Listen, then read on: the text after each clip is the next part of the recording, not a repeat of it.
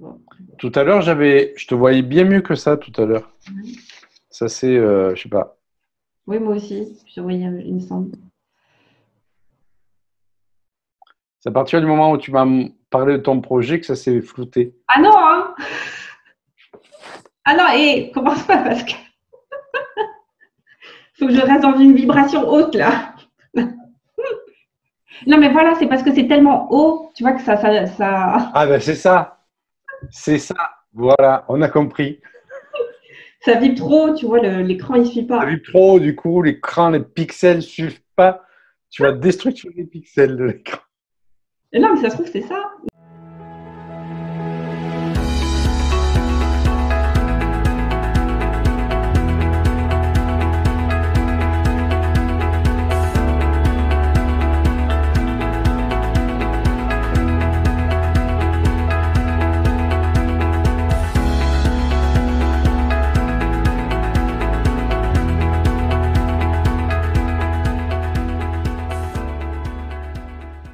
Eh bien, bonjour à tous et bienvenue dans cette nouvelle interview de Guerrier Pacifique. Aujourd'hui, j'ai la très très grande chance de recevoir Yannick Vérité, qui va nous dire toute la vérité. On ne te l'a jamais faite. Non, jamais. C'est tout nouveau. Sur le monde invisible et sur nos guides, comment se reconnecter à nos guides. Yannick, déjà merci de prendre de ton temps parce que je sais qu'après le déconfinement, ton planning est ultra chargé. Donc déjà, merci de prendre du temps pour moi et pour ma communauté. C'est avec un grand plaisir. Déjà, pourquoi je t'ai contacté? Parce que, comme je te le disais, ça fait un petit moment que je vois tes vidéos. Je t'ai connue grâce à Tristia. Et j'avais beaucoup aimé ton approche. Et ce que j'aime aussi dans tes vidéos, c'est l'aspect très concret de la spiritualité, en fait. Et ta manière d'expliquer les choses qui est, je trouve, très accessible et compréhensible au plus grand nombre. Et en fait, c'est ce que j'aime et c'est aussi ma vision des choses et ma façon de transmettre. Et donc, alors pour ceux qui ne te connaissent pas, tu vas compléter. Hein. En tout cas, moi, de ce que j'ai compris parmi tes nombreuses casquettes, c'est que tu es surtout enseignant et formateur en bioénergie quantique, c'est ça? Tout à fait. C'est une technique que j'ai créée. Ouais. Je forme des praticiens sur cette technique. Ouais. Voilà. Et du coup, est-ce que tu peux nous dire un petit peu qui tu es, peut-être un peu ton parcours, parce que du peu que je sais ou que j'ai Bien vu, sûr. tu étais plutôt cartésien à la base. Et tu croyais pas forcément au monde invisible, de ce que j'ai compris. Et du coup, moi, ça m'intéresse de savoir comment tu passais de ce monde très cartésien, de cette vision très cartésienne à la connexion avec les anges gardiens, etc. Ok. Déjà, moi, enfant, j'ai pas été baigné dans cette ambiance-là. Dans la famille, c'est pas des sujets dont on parlait. Et c'est même pas un monde inconnu pour moi parce que j'avais même pas conscience de ce monde de l'invisible, d'accord? La vie m'a conduit à devenir kinésithérapeute, puis ostéopathe, et donc je travaillais effectivement sur mes patients plutôt dans la matière, soit pour la rééducation, soit effectivement pour restructurer les personnes. Et j'ai eu le sentiment qu'en ostéopathie, je recevais beaucoup de personnes qui en fait revenaient toujours pour les mêmes blocages. J'ai perçu que derrière, il y avait de l'émotionnel ou en tout cas une dimension qu'on ne pouvait pas appréhender avec l'ostéopathie. Et donc, j'ai eu la chance d'avoir un prof d'ostéo à l'époque qui nous a montré un test sur le corps qui n'avait rien à voir avec l'ostéopathie. Et c'est là où j'ai découvert la kinésiologie. Et donc, je me suis dit, mais c'est quoi ce truc-là? C'est quoi ce test qu'ils viennent nous faire et qui montre un déséquilibre dans le corps alors qu'on ne passait pas par les vertèbres, par les muscles? Donc, je me suis formé à la kinésiologie, ça m'a formé à l'émotionnel, ça m'a formé à la nutrition. Mais je sentais qu'il me manquait encore une dimension je dirais, avoir un aperçu global de la personne. Parce que la kinésiologie, c'était génial, mais on suivait des protocoles. Et à un moment donné, je trouvais ça un peu fastidieux. Alors, je sentais l'énergie dans le corps, bien entendu, en étant ostéopathe, mais je n'étais pas ouvert à cette dimension de l'invisible autour de moi, en fait.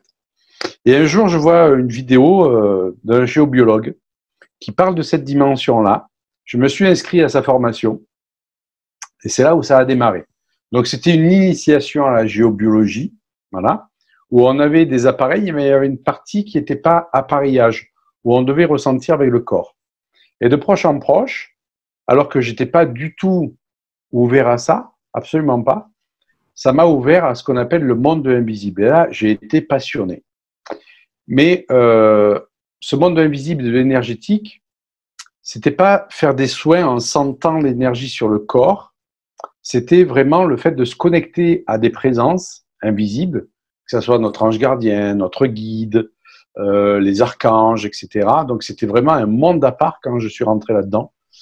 Je dirais entre guillemets, ça m'a fait un peu peur, parce que moi, étant très cartésien, je me disais, mais j'avais l'impression que beaucoup de personnes avaient fumé la moquette, moi, dans ces stages-là, en fait. Et donc, j'y allais vraiment, vraiment, je dirais, lentement et avec précaution. Et à un moment donné, j'ai reçu une personne en consultation qui avait des problèmes d'alcoolisme. Et je me suis dit, écoute, tu vas bien voir ce que ça fait, ce soin qu'on vient de t'apprendre. Laisse tomber la kinésiologie, mets-la de côté, laisse tomber tous les soins énergétiques que tu sais faire et essaye de travailler avec, effectivement, les présences, avec les présences invisibles. Parce que moi, j'ai toujours eu à cœur d'aller faire des enseignements, de prendre ce qui me convenait et puis de les mettre en pratique. Et donc là, je me rappelle, hein, j'avais fini mon enseignement le dimanche soir d'un stage. Le lundi matin, il y a une personne qui vient qui a des problèmes d'alcoolisme. Je lui fais un soin uniquement avec les présences, d'accord, en appelant telle présence, etc. Et à la fin de la séance, je me suis dit, purée, quand même, tu t'es bien foutu de sa gueule, hein, parce qu'alors, tu n'as pas fait grand-chose, tu as appelé les présences, tu les as laissés faire, etc. C'est pour vous montrer à quel point je voulais bien y aller, mais je ne prêtais pas quand même une foi, je dirais, absolue en ce qu'on m'apprenait. Parce que l'invisible, c'est difficile à appréhender, en fait. Soit on croit, soit on ne croit pas. On ne peut pas le toucher. On peut avoir des ressentis, mais sur ces ressentis, à un moment donné, on se dit, est-ce que ce n'est pas notre imagination qui est en action et qui fait que je ressens des choses? Parce qu'il faut dire que dans ces stages, moi, je voyais des personnes qui ressentaient des trucs pas possibles. Il y a une qui était arrivée en disant qu'elle était le maître des minéraux. Donc, je voyais pas mal de trucs qui me bousculaient quand même. Et donc, j'y allais vraiment précautionneusement. Et là, cette personne vient me voir 15 jours après, elle me dit, mais qu'est-ce que vous m'avez fait? Je dis, aïe, aïe, aïe, tu vas être obligé de le rembourser. C'est ça. Et je me rappelle qu'à l'époque, je croyais tellement pas en ce que je faisais que j'avais fait un prix. Bah oui. J'avais fait un prix en lui disant, bon, j'ai appris une technique, on va voir ce que ça donne. Le gars n'avait pas pris ça mal, il m'avait remercié pour le prix que j'avais fait. Il me dit 15 jours après, je sais pas ce que vous m'avez fait, j'aurais pu à toucher une goutte d'alcool. Et ma femme, elle est super enchantée parce que du coup, j'ai plus bu d'alcool et ça me dégoûte. Wow. Et là, ça a été la validation pour moi que ça fonctionnait. Ça fonctionnait dans la mesure où moi, j'y croyais pas forcément en ce que j'avais fait. Donc, c'est pas moi qui avais agi avec ma conviction. C'était au-delà de moi. Et là, ça a été vraiment je dirais, la porte ouverte à ce que j'aille investiguer ça. Et j'ai travaillé comme un acharné à bosser avec l'invisible. Tout ça pour dire que j'ai pas baigné là-dedans. J'étais pas ouvert à ça. J'avais pas des aptitudes spécifiques à ça. Mais en travaillant avec la régularité tous les jours, en faisant mes exercices, qu'on appelle le training journalier, c'est-à-dire j'activais certains systèmes énergétiques en moi. Je bossais avec les présences invisibles, j'appelais mon ange gardien. Je testais les arbres, je testais les minéraux, je testais l'alimentation, je testais les lieux. Je testais tout ce que je pouvais tester en travaillant avec mon corps et avec aucun instrument de mesure, hein. Pas un pendule, pas une antenne de l'échelle. Je dirais entre guillemets, je suis devenu vraiment spécialisé là-dedans, puisque j'ai créé mon école là-dessus. Et je me suis éclaté. Ça a changé ma façon de voir. Ça a changé ma pratique, parce que j'ai arrêté l'ostéopathie, j'ai arrêté la kinésiologie, j'en faisais très peu, et je faisais que des soins, je dirais, dans l'invisible. Mais pas dans le fait d'appeler l'archange Michael, parce que j'avais une connexion avec l'archange Michael, d'appeler, je dirais, l'archange Gabriel, parce que j'avais une connexion avec l'archange Gabriel. Non. En fait, les soins que j'avais appris me demandaient de tester quelle était la présence qui était le mieux adaptée pour enlever telle pollution sur une personne, tel problème, telle pathologie, etc., etc. Et ce que j'avais à souhait, c'était de travailler en profondeur, c'est-à-dire sur les causes, qu'elles soient généalogiques, qu'elles soient karmiques, qu'elles soient intra-utérines, qu'elles soient de l'enfance, qu'elles soient, je dirais, physiologiques aussi, si c'était des problèmes de pathologie physique. Et je me souviens un jour, donc j'ai une personne en face de moi et je sens dans l'invisible quelque chose qui se présente à moi. Donc je demande si c'est une présence invisible, c'est-à-dire si c'est une présence spirituelle, si c'est son ange gardien, si c'est son guide, etc. Et là, la présence me dit non. Donc ça, c'était au bout de plusieurs mois, plusieurs années, puisque j'avais travaillé aussi la capacité à canaliser les informations, donc à beaucoup méditer pour poser mon mental afin de recevoir l'intuition, la canalisation. Et là, j'ai une présence, une entité plutôt qui me dit « Je suis la grand-mère de la personne que j'avais en consultation.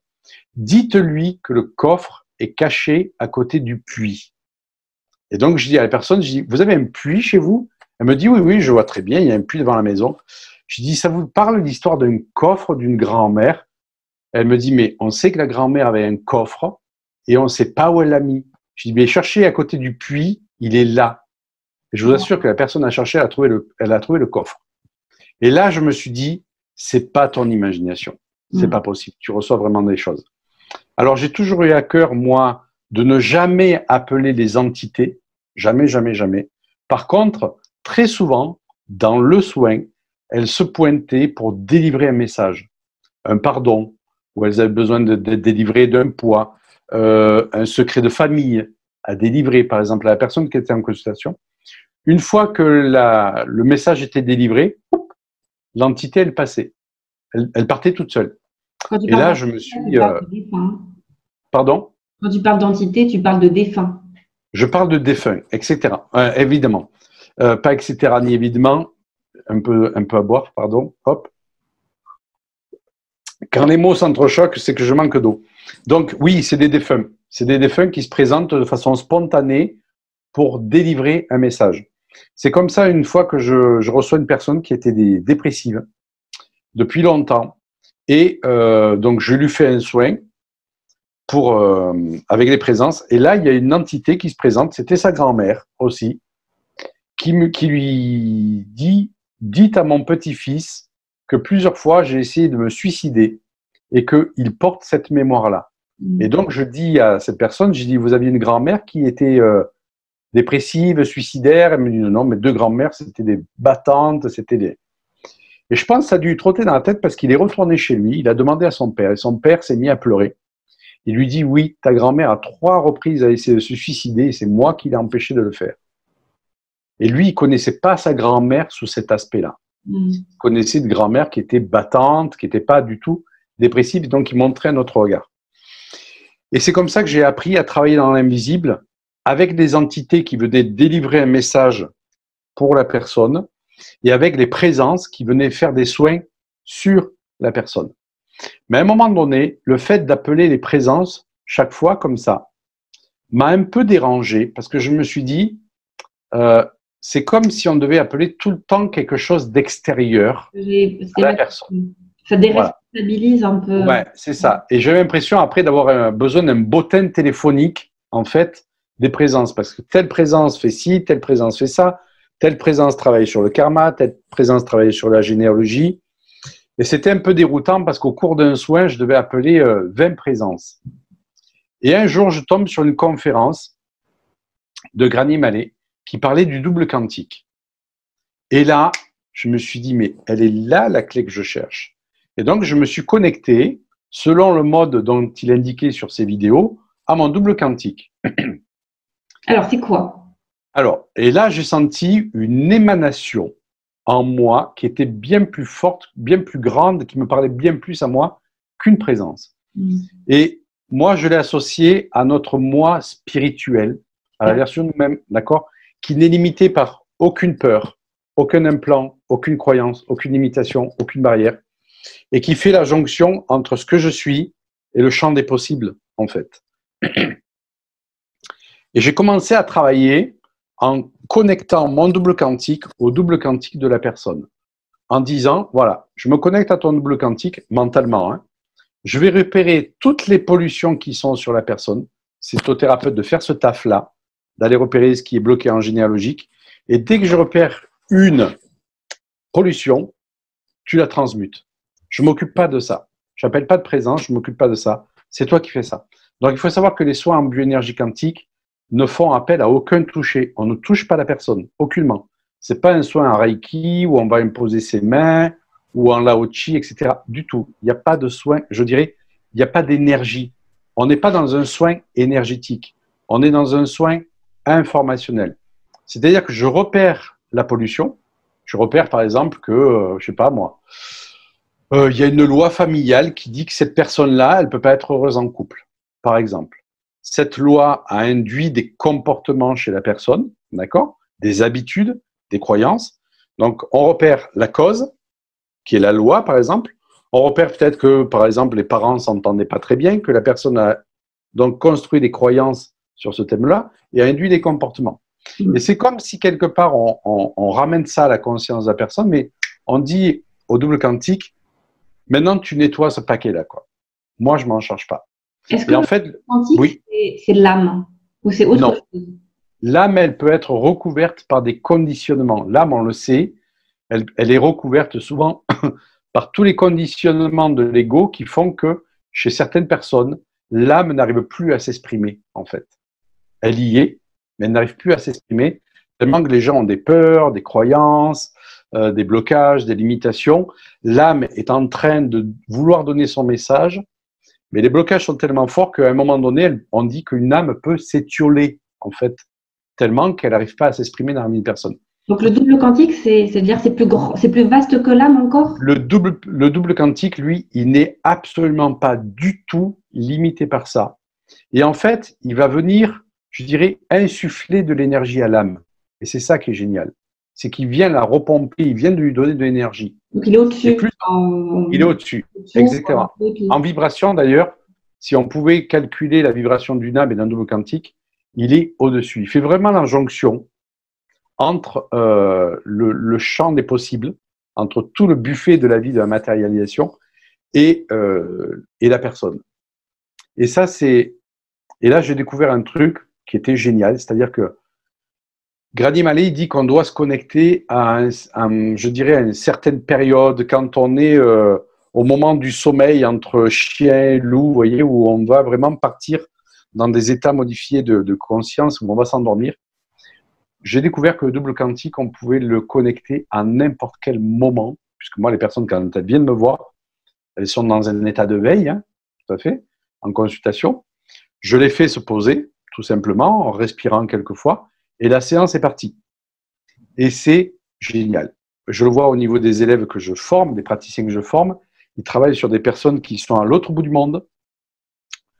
On ne donne pas l'heure et le jour à laquelle le soin est fait, pour justement la personne ne puisse pas induire mentalement.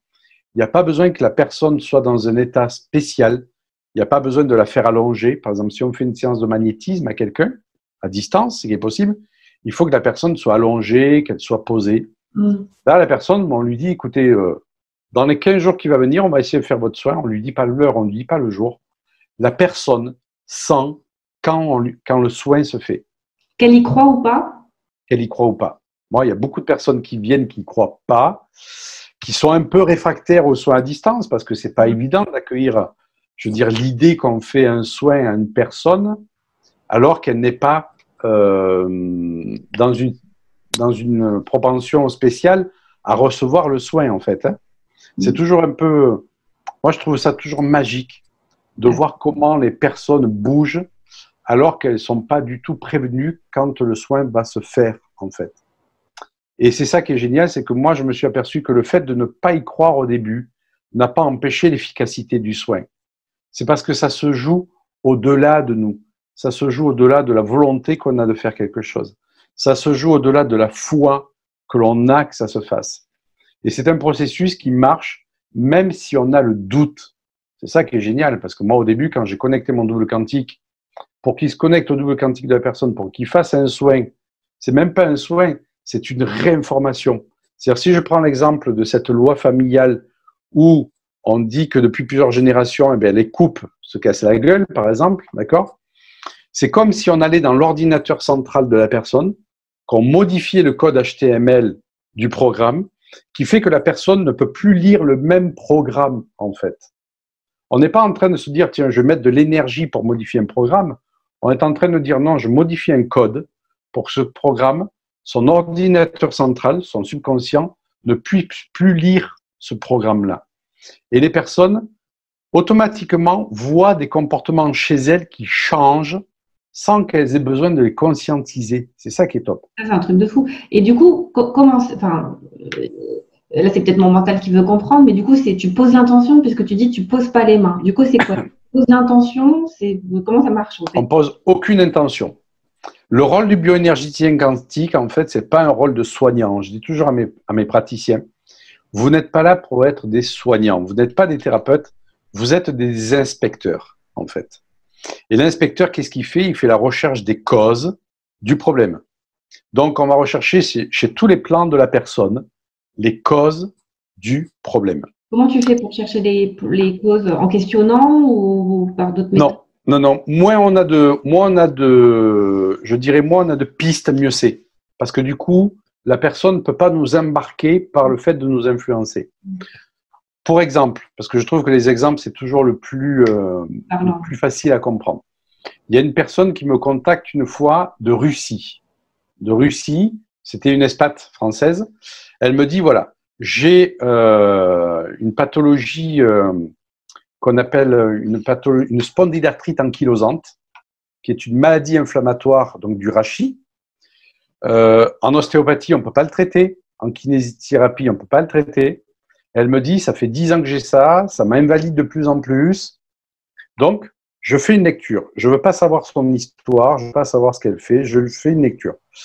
Et grâce à la canalisation qu'on entraîne en fait en bioénergie, je reçois l'information qu'il y a eu des trahisons dans sa famille au niveau des héritages. Il y a eu des crasses entre frères et sœurs.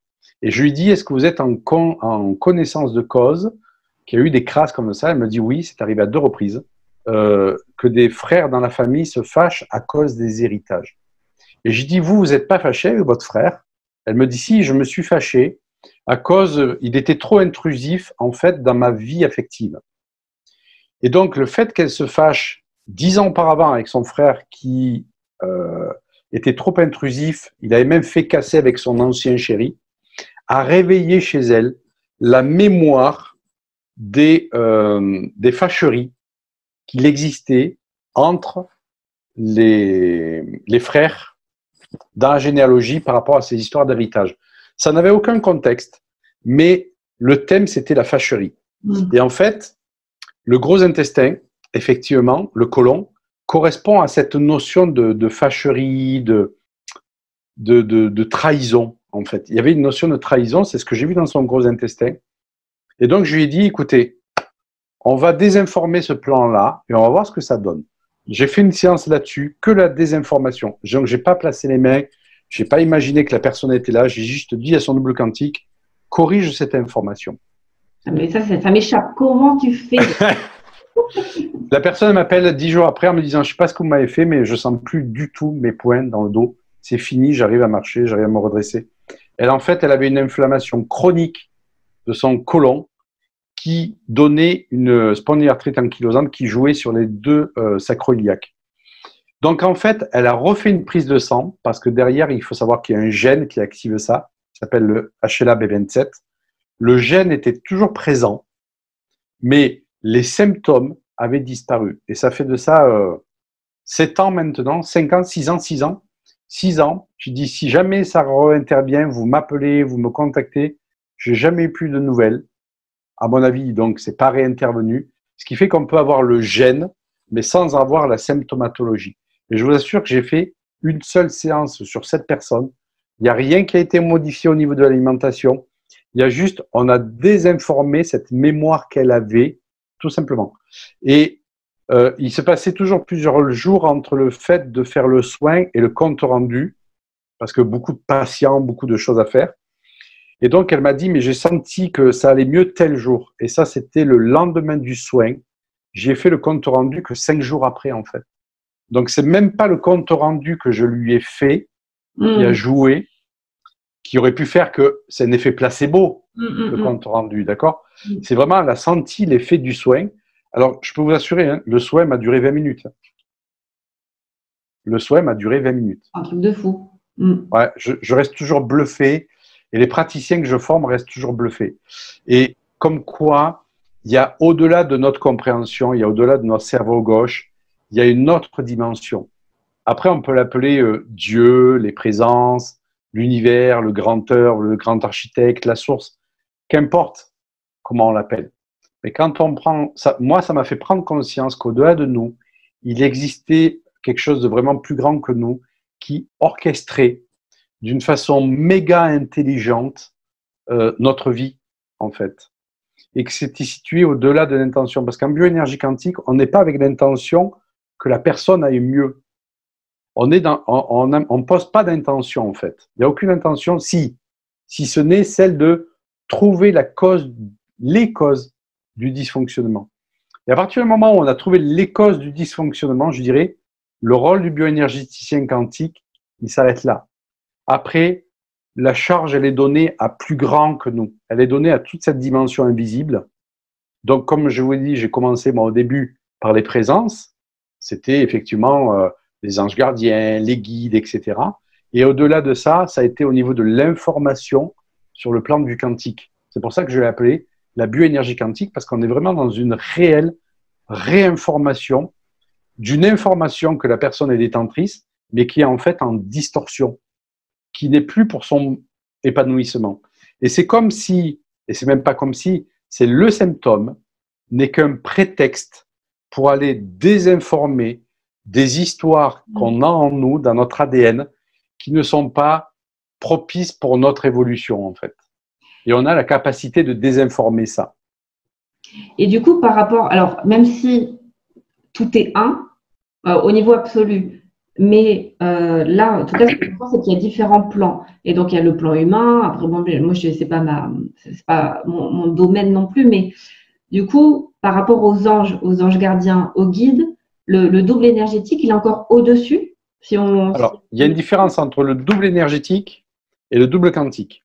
Le double énergétique, c'est comme un hologramme de moi-même. Je sais pas, tous les gens qui ont vu Star Wars ont vu cette espèce d'hologramme-là, qui est quand on peut parler. Ça, c'est le double énergétique. Un double énergétique, c'est un hologramme de notre énergie. D'accord ? Le double quantique, lui, alors cet hologramme énergétique, on peut le palper avec des mains. Le double énergétique, on peut le palper. Vraiment. Ouais.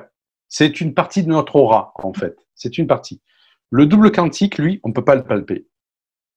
Il est impalpable parce que sa vibration est bien plus haute. Trop vaste, en fait. C'est au niveau de l'informationnel. On ne peut pas toucher l'informationnel. Okay. On peut toucher de l'énergie, d'accord? C'est-à-dire qu'au niveau d'un minéral, je peux toucher l'énergie que dégage ce minéral, mais l'information, je ne peux pas la toucher.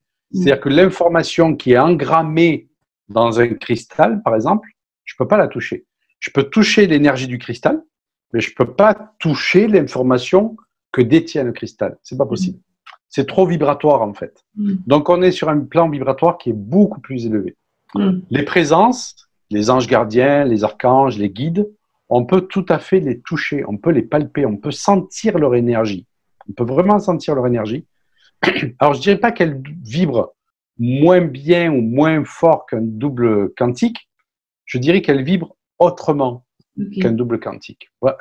Et donc, ce qui ne m'empêche pas, moi, de connecter mes guides quand j'en ai besoin pour leur demander quelque chose, ce qui n'empêche pas que j'enseigne comment connecter son ange gardien d'une manière sûre, son guide de manière sûre, parce qu'effectivement, il y a un protocole pour pouvoir appeler ces présences-là et pouvoir converser avec elles. Et c'est ce qu'on fait d'ailleurs quand je donne les stages découvertes ou communiquer avec l'invisible, qui ne sont pas destinés à devenir praticiens, ce sont des stages que j'organise pour tout un chacun, qui ont envie de connecter leur ange gardien et leur guide. C'est quelque chose qui s'apprend. Il faut juste, en fait, apprendre à baisser nos fréquences mentales. Pourquoi ? Parce qu'on est beaucoup trop dans notre cerveau. On est beaucoup trop, je dirais, à l'extérieur de nous-mêmes. Et en apprenant tout simplement à faire le calme mental, on arrive à reconnecter notre ressenti. À partir du moment où on reconnecte son ressenti, on peut connecter son ange gardien, on peut connecter ses guides. Après, apprendre à canaliser le renseignement, c'est autre chose. Mais les sentir, c'est quelque chose que tout le monde peut faire, ça par contre. Donc sentir avec les mains, quoi. Enfin, sentir avec les mains, sentir avec le corps aussi. Ouais. Et alors, j'ai 15 000 questions à poser.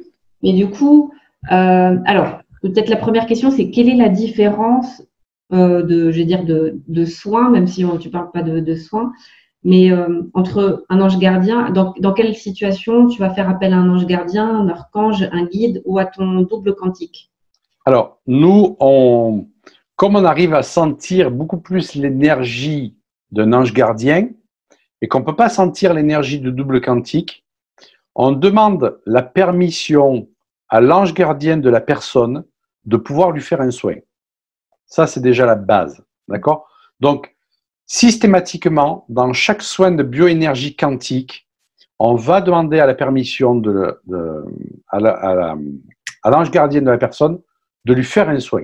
Ça, c'est déjà, on ne peut pas faire un soin, même si on a l'autorisation verbale de la personne, on ne peut pas faire un soin à quelqu'un sans demander l'autorisation à son ange gardien. Okay. Pourquoi? Tout simplement parce que peut-être que le problème que la personne veut travailler, eh bien, c'est peut-être pas le moment pour elle de le travailler parce qu'elle a encore peut-être des choses à comprendre de cette difficulté-là. Et l'ange gardien va nous dire non, c'est pas le moment de travailler cette problématique-là. Il faut qu'elle chemine encore un peu dans la compréhension. L'ampoule va s'éclairer à un moment donné. Ça peut être ça, hein.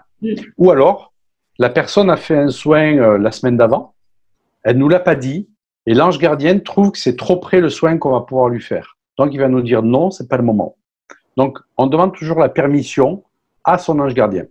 Mais je dirais la collaboration avec l'ange gardien dans un soin de bioénergie quantique s'arrête là. Après, c'est le double quantique qui prend le relais pour transmuter toutes les informations. Pourquoi? Parce que l'ange gardien n'est pas à même de nous faire un soin sur tous les plans. Il ne peut pas. D'accord? Il peut travailler sur certaines choses, l'ange gardien, mais il ne peut pas travailler sur tout. Moi, en ayant travaillé beaucoup avec des anges gardiens des personnes, eh bien, c'est ce que j'avais appris, c'est ce que j'ai vérifié, qu'un ange gardien ne peut pas travailler sur tous les plans de la personne. Il y a des plans qui sont trop, je dirais, entre guillemets, pas complexes, mais qui sont trop profonds pour que l'ange gardien travaille dessus. C'est pour ça que les personnes qui travaillent uniquement avec leur ange gardien, ça peut être limité au niveau de l'efficacité. Alors que le double quantique, lui, il n'a aucune limitation. C'est ça qui est hallucinant, c'est que j'ai appris que le double quantique n'avait aucune limitation. La seule limitation qu'il peut avoir, entre guillemets, c'est celle de la matière. Quand les choses sont vraiment induites dans la matière, eh bien, il peut y avoir un certain laps de temps pour que le double quantique puisse travailler dessus, bien entendu. Je ne sais pas, si la personne nous contacte, par exemple, pour un cancer, d'accord? C'est-à-dire que l'information en distorsion, elle est rentrée dans la matière, puisqu'il y a des cellules cancéreuses. Là, il va falloir un plan, je dirais, entre guillemets, d'attaque plus global, qui est peut-être de restructurer l'alimentation, par exemple, d'avoir une meilleure hygiène de vie, de travailler sur les croyances, sur les pensées limitantes, etc. Et le double quantique, lui, va travailler sur la désinformation des causes de ce cancer. Alors, c'est très difficile de dire à une personne, et c'est, je dirais, complètement irresponsable de dire à une personne, oui, vous allez guérir de ça, oui, vous pouvez guérir de ça. Ça, c'est impossible. Un praticien n'a jamais le droit de dire ça. Par contre, on peut tout à fait dire à une personne, oui, on peut travailler sur ça. Pourquoi on ne peut pas guérir de tout, entre guillemets? Alors là, on aborde un autre plan. C'est parce que la maladie est aussi, elle peut être conçue pour que la personne chemine dans sa croissance.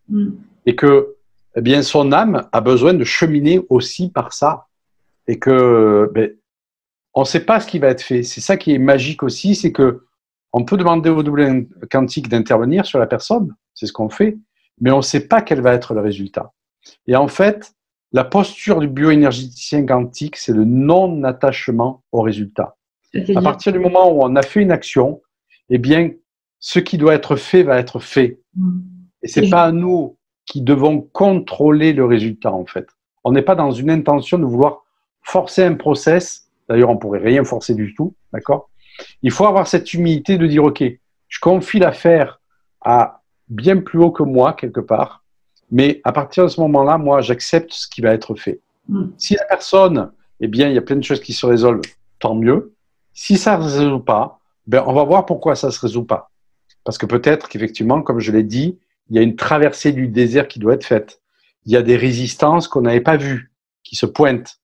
Il y a aussi des oppositions qui peuvent se faire là. C'est le cas d'une personne, une fois, qui vient me voir pour une sclérose en plaques. Donc, je liste ses programmes, je regarde ce qui ne va pas, et là, je lui dis, écoutez, le gros problème, c'est que je peux vous enlever les mémoires qui sont derrière.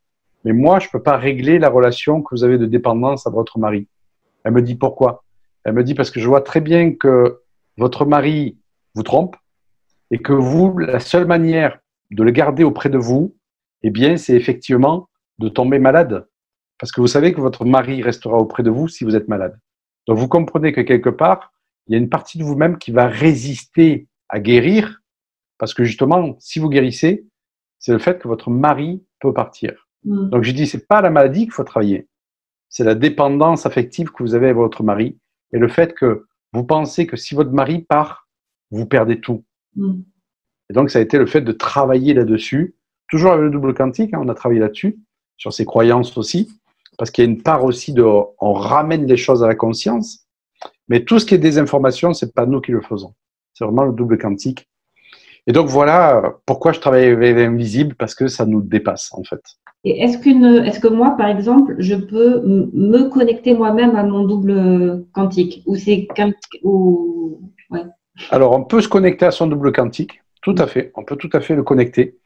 Quand on fait des demandes à l'univers, par exemple, d'accord, qu'on demande à l'univers, sans s'adresser à son ange ou à ses guides, mais qu'on fait une demande à l'univers, qui c'est qui va porter la demande à l'univers? C'est qui va porter la demande dans le champ des possibles, c'est le double quantique.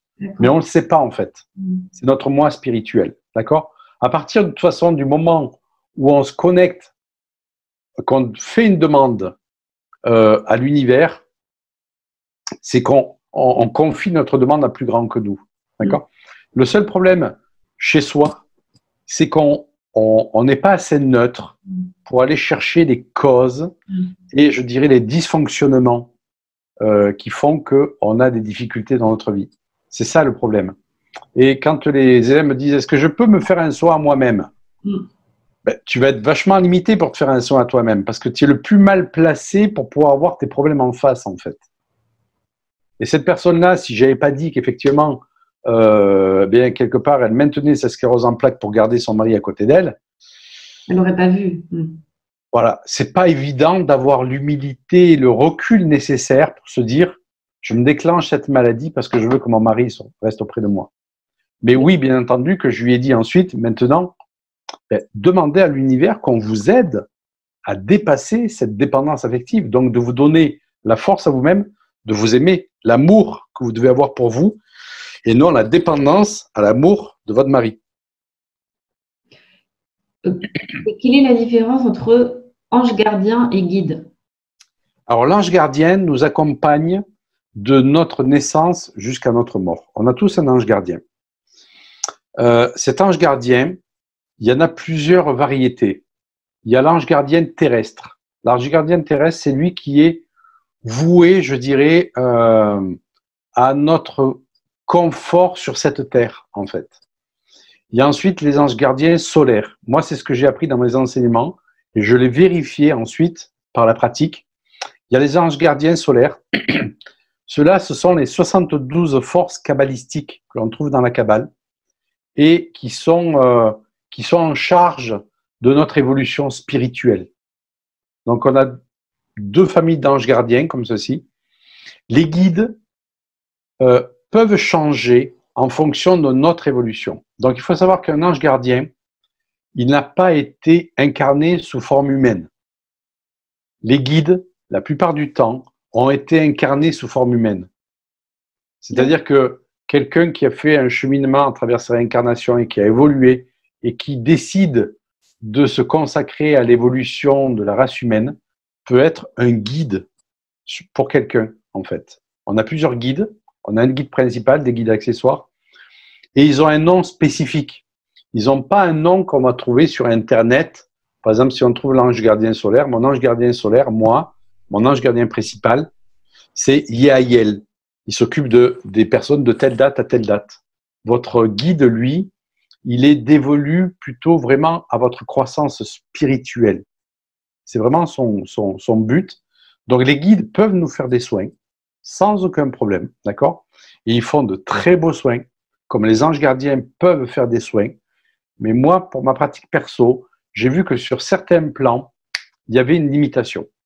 Alors, ce que je fais néanmoins, ce que je conseille moi les praticiens que je forme, c'est de faire appel au double quantique et notamment, mais néanmoins, pardon, de se faire assister dans la séance par les guides de la personne et ses propres guides.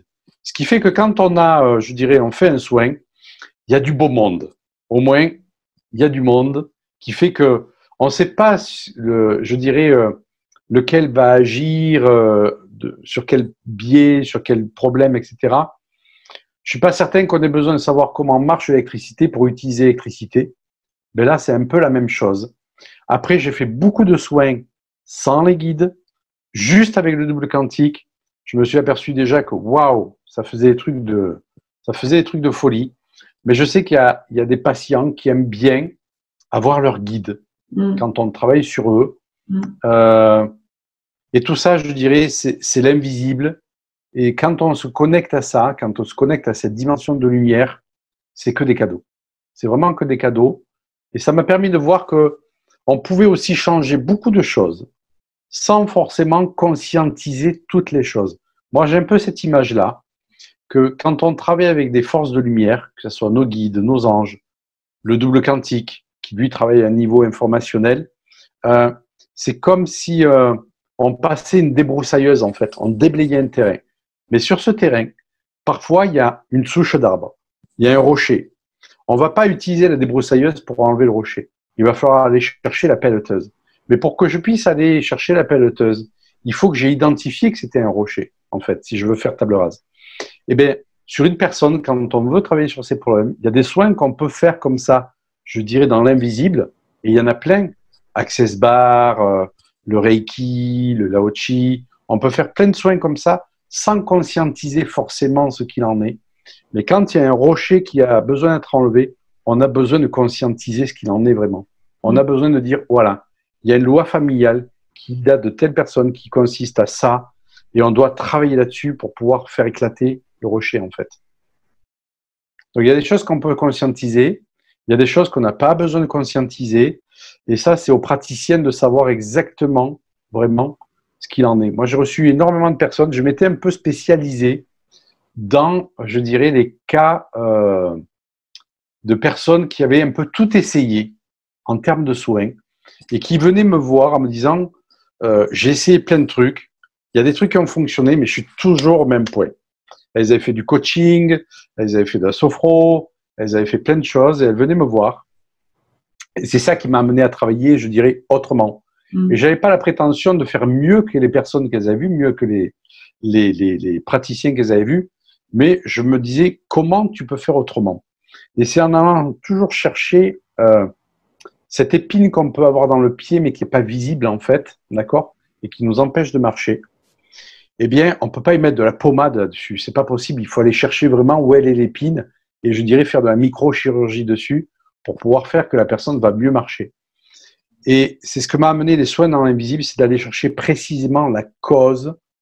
Et j'apprends moi à mes élèves à millimétrer leur cause, c'est-à-dire à millimétrer la recherche de la cause, c'est-à-dire à vraiment peaufiner que c'est ça qu'il faut trouver. On n'a pas besoin de déblayer toute la psychogénéalogie d'une personne.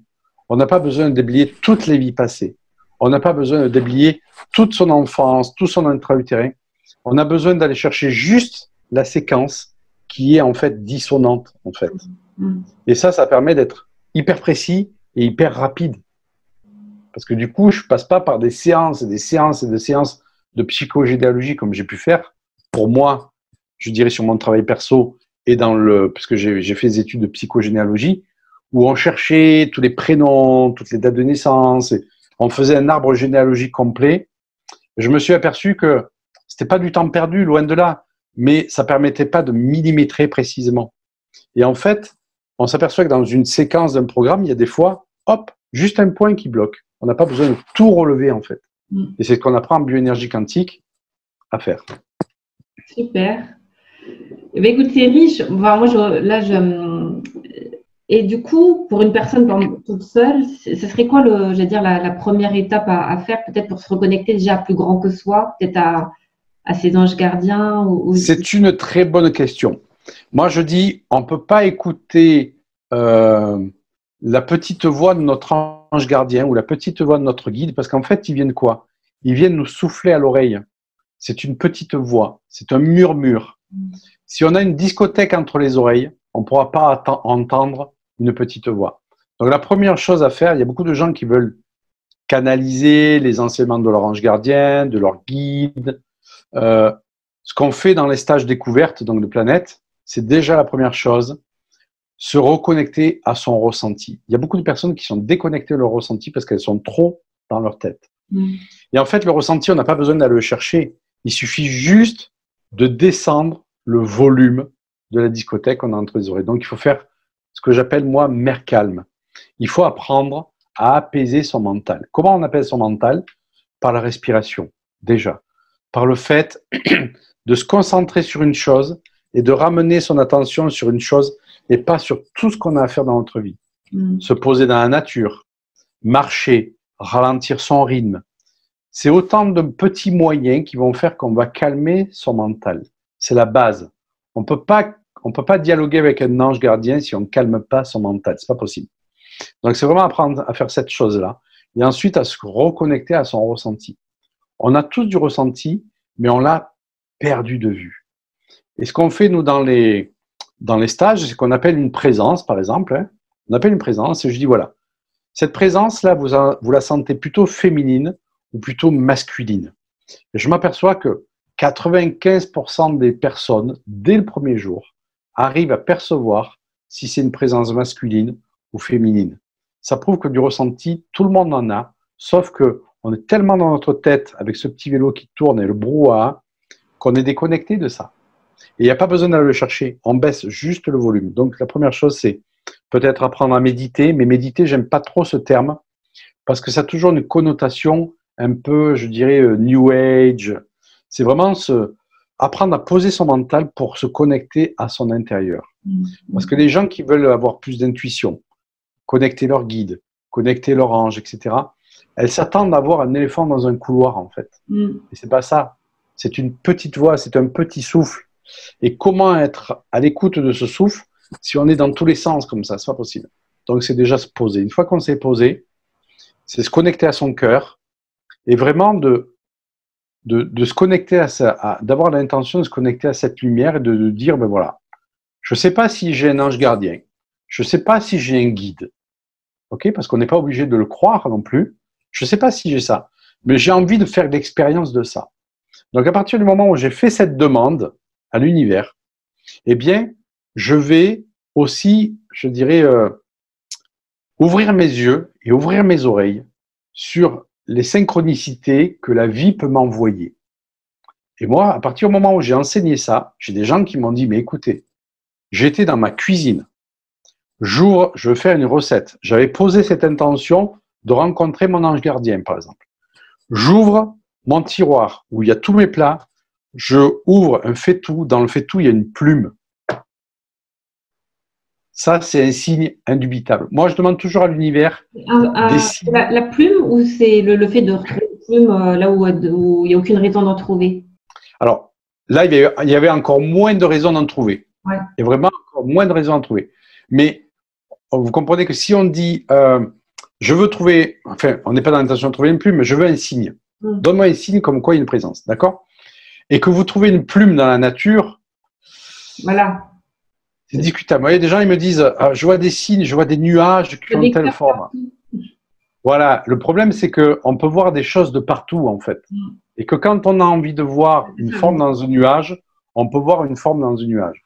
Quand on a envie de voir une plume à l'extérieur, on peut voir une plume dans l'extérieur. Mais quand on ouvre sa cuisine et qu'on voit une plume dans son faitout, oui. Là, à un moment donné, on se dit ok, bon, ça va. Et moi, je conseille pour les plus crédibles les plus crédules, par exemple, pas les crédibles, les crédules, il ne faut pas non plus vouloir des preuves de Saint Thomas. Parce que c'est pareil, l'ange gardien, il ne va pas venir vous donner un coup sur la tête pour vous parler. Mais par contre, il peut vous secouer un peu l'épaule. Si je peux donner un peu cette analogie, c'est vraiment ça. C'est de ne pas chercher à tout prix le signe qu'on ne peut pas contester, mais se dire, OK, il peut y avoir une part de magie, mais ce n'est pas tous les anges gardiens qui vont ouvrir le faitout et qui vont mettre une plume dedans non plus, quoi. Voilà. Donc, et comment on connaît, parce que tu parlais du nom d'un de tes guides ou de tes anges, je sais plus. Comment moi, par exemple, comment je peux savoir lequel est le mien? Alors, tu vas sur Internet, ange gardien ou force angélique, et tu mets ta date de naissance, et tu vas voir que telle date de naissance, il s'occupe dans tel décan. Voilà.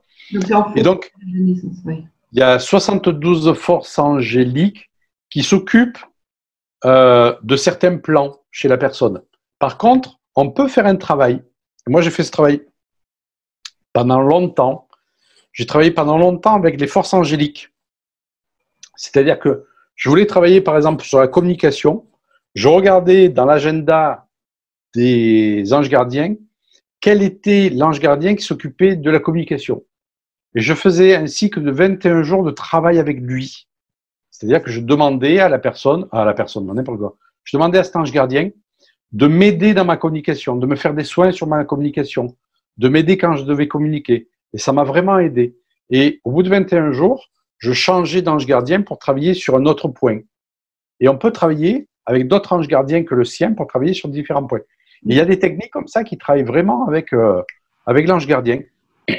C'est un travail que je ne fais plus au jour d'aujourd'hui parce que j'en sens plus la nécessité.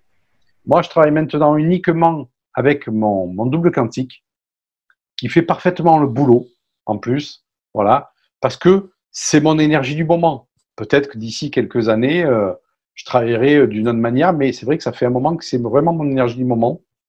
Parce que je m'aperçois que, waouh, même si c'est génial de recourir aux anges gardiens, aux anges, etc., qui nous accompagnent tout le temps, hein, sont toujours là, vraiment, sont toujours là, eh bien, notre double quantique, il peut faire de super trucs aussi. Mais je dirais, c'est comme une armée. Dans une armée, vous pouvez avoir l'aviation, vous pouvez avoir les blindés, il y a les fantassins, il y a plusieurs corps d'armée qui peuvent participer à ça. Hein. Alors, je prends cette image-là, mais c'est comme dans la nature, il y a plein d'êtres dans la nature. Il n'y a pas que les elfes, il n'y a pas que les dévas, il y a plein d'êtres dans la nature, parce que c'est aussi l'invisible, on peut connecter. Et moi, j'ai commencé mon chemin de connexion avec l'invisible, avec les êtres de la nature. Pourquoi les êtres de la nature? Parce qu'ils sont très proches de nous. Et quand je fais les stages découvertes dans Planète Vérité, je fais commencer par les êtres de la nature parce qu'ils sont très proches de nous. On peut tout à fait les sentir. J'ai commencé avec eux. Et il n'y a pas de plus vibratoire, moins vibratoire. Il y a différents corps d'armée. Je dirais l'armée de lumière quelque part. Hein, mais le terme armée me plaît pas trop parce que ça donne la notion de guerre un peu. Et c'est pas la notion d'aller faire la guerre. C'est juste pour donner une image. C'est comme, je sais pas moi, si dans une administration, par exemple, ben vous avez le service comptabilité, vous avez le service facture, etc. Vous avez plusieurs services, et ben c'est la même chose. En fait, c'est une grande famille dans laquelle vous pouvez travailler avec tel poste, tel poste, tel poste, tel poste, ou vous pouvez travailler aussi avec tous les postes. Pourquoi pas?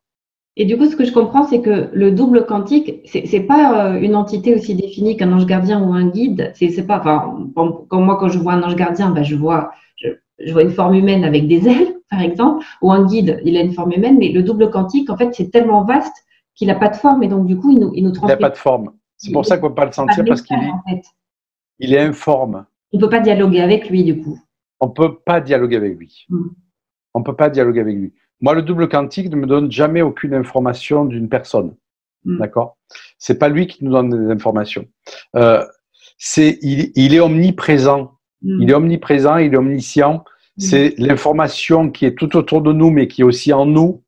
En fait, ce double quantique, c'est vraiment le champ de la pleine conscience. C'est vraiment le champ de la pleine conscience, mais taillé à notre mesure, en fait. Et donc, comme je disais, qu'il est limité par aucun implant, aucune peur, aucune croyance. C'est ce qu'on appelle le divin, l'univers, la vie. Exactement. C'est vraiment le lien entre le divin qui est en nous et je dirais, et l'univers, quelque part. C'est vraiment l'émanation Moi, je prends ça comme l'émanation du divin qui est en nous. Eh bien, ce divin, on ne peut pas le palper avec les mains. On ne peut pas le palper avec les mains, c'est impossible. Alors que l'ange gardien, je peux vous assurer qu'on peut le palper avec les mains. Moi, quand il y a une élève, au bout de 2 jours dans un stage, je lui dis, écoute, je déplace ton ange gardien, je ne te dis pas où il est. Tu me dis s'il est à droite ou il est à gauche, sans le avec tes mains. La personne précisément me dit, il est à droite ou il est à gauche. C'est quelque chose de très palpable, très, très palpable. On peut même demander à un ange gardien de densifier son énergie pour pouvoir le toucher. Ça me rappelle une consultation que j'ai faite il y a quelques années, quand je travaillais avec les anges gardiens. J'appelle l'ange gardien de la personne et je lui dis de se présenter à moi. Et là, je sens une taille monumentale. Je dis, mais c'est pas un ange gardien, c'est un archange, ça, parce que les archanges sont plus volumineux. Et donc, je dis, mais je veux pas dialoguer avec l'archange, je veux dialoguer avec l'ange. Je dis, si tu es bien son ange, mets-toi de ce côté-là. Et il se pousse comme ça. Mais je dis, mais c'est bien son ange. Et je dis à la personne, vous croyez votre ange gardien? Elle me dit, mais moi, je lui parle toute la journée.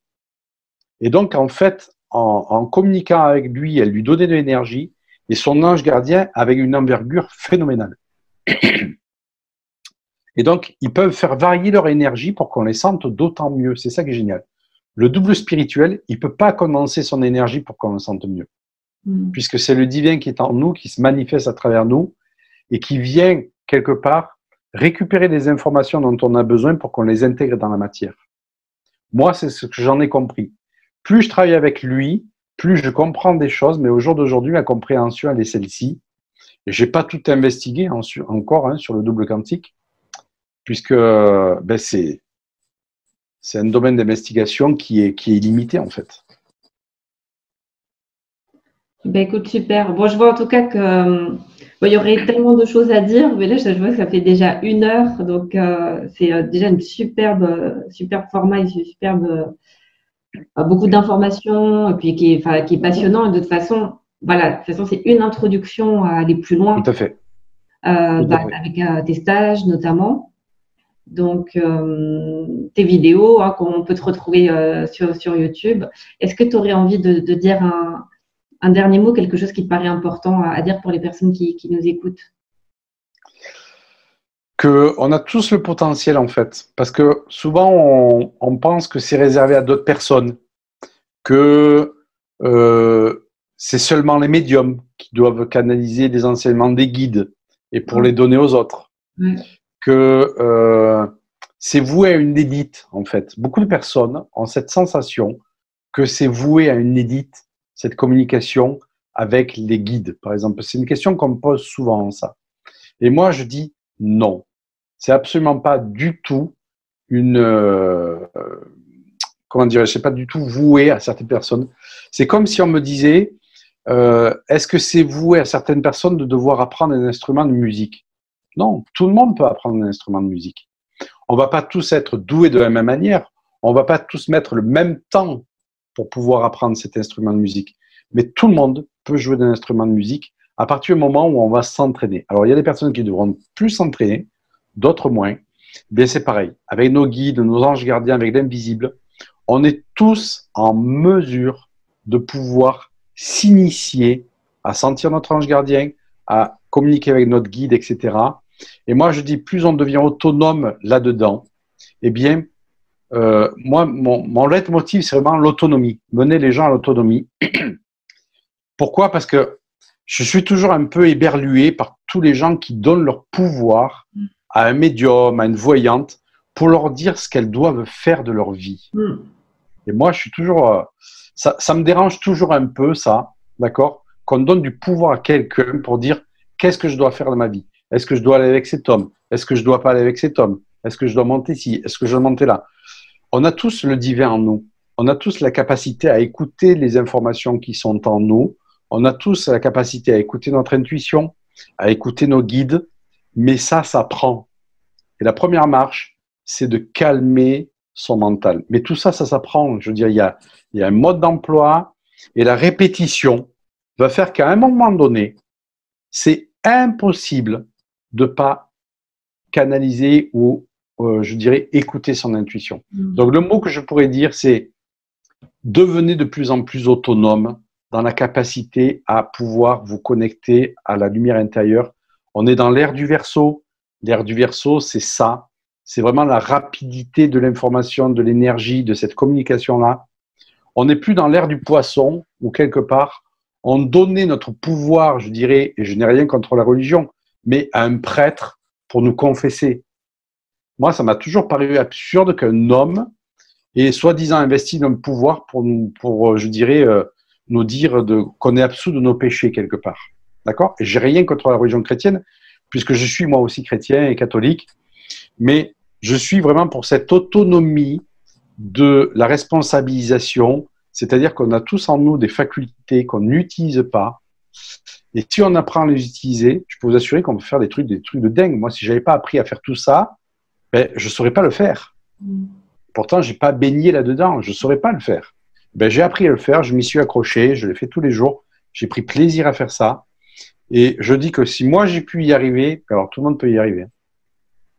Bah écoute, c'est un super message d'encouragement pour les plus cartésiens ou en tout cas les plus dubitatifs, ou en tout cas un peu comme moi, où moi je sais que je peux avoir je me suis calmée, hein, mais beaucoup dans le mental, et moi c'était bon, j'aurais jamais ces capacités-là, et aujourd'hui je ressens des choses, par contre sans savoir ce que je sens ou ce que je capte, mais en tout cas c'est dans ces sensations physiques. Je sais que quand j'ai des frissons, généralement ça veut dire oui, voilà, c'est ça.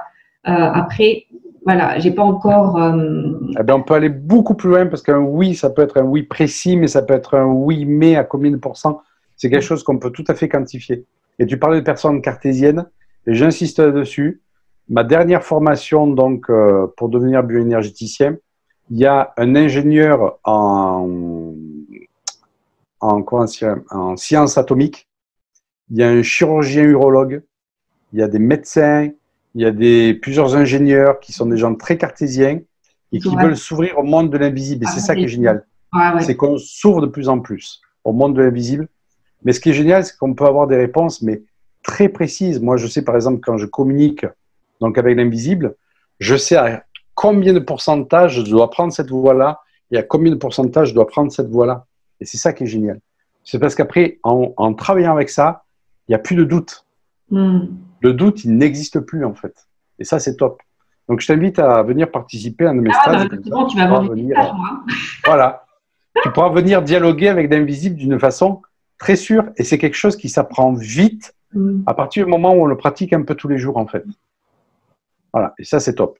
Parce que quand tu vois qu'une personne, on arrive à magnétiser une eau d'une certaine façon, et à côté de ça, on met une eau du robinet, et c'est comme ça qu'on commence le travail avec l'invisible.